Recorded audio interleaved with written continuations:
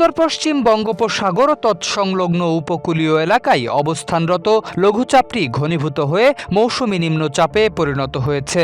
নিম্নচাপটি আরও উত্তর পশ্চিম দিকে এগিয়ে যেতে পারে। এর প্রভাবে দেশের বিভিন্ন অঞ্চলে বৃষ্টি ও বজ্রবৃষ্টি হতে পারে বলে জানিয়েছে আবহাওয়া অধিদপ্তর।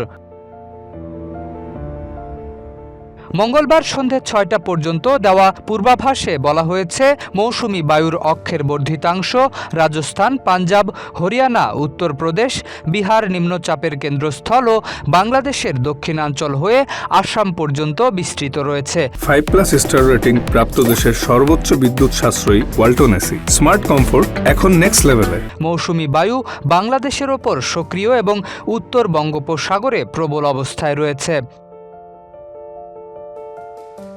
আবহাওয়া অফিস জানিয়েছে, খুলনা, বরিশাল, রাজশাহী, চট্টগ্রাম ও সিলেট বিভাগের অধিকাংশ জায়গায় বৃষ্টি হতে পারে।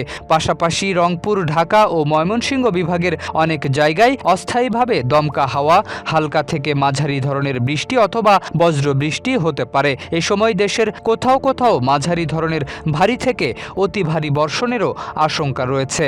ফলে নিম্নচাপের প্রভাবে দেশের বিভিন্ন এলাকায় বৃষ্টিপাতের পাশাপাশি কোথাও কোথাও ভারী বর্ষণ হতে পারে। এদিকে মঙ্গলবার সন্ধে ৬টা থেকে পরবর্তী ২৪ ঘন্টার পূর্বাভাসেও স্বস্তির কোনো খবর নেই।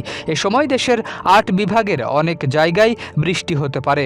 রংপুর, রাজশাহী, ঢাকা, ময়মনসিংহ, খুলনা, বরিশাল, চট্টগ্রাম ও সিলেট বিভাগের অনেক জায়গায় অস্থায়ীভাবে দমকা হাওয়া সহ হালকা থেকে মাঝারি বৃষ্টি অথবা বজ্রবৃষ্টির পূর্বাভাস দিয়েছে আবহাওয়া অধিদপ্তর। এ সময়ও দেশের কোথাও কোথাও মাঝারি ধরনের ভারী থেকে অতি ভারী বর্ষণ হতে পারে। তবে দিন ও রাতের তাপমাত্রা প্রায় অপরিবর্তিত থাকতে পারে। শরীফ উদ্দিন, ইত্তেফাক নিউজ।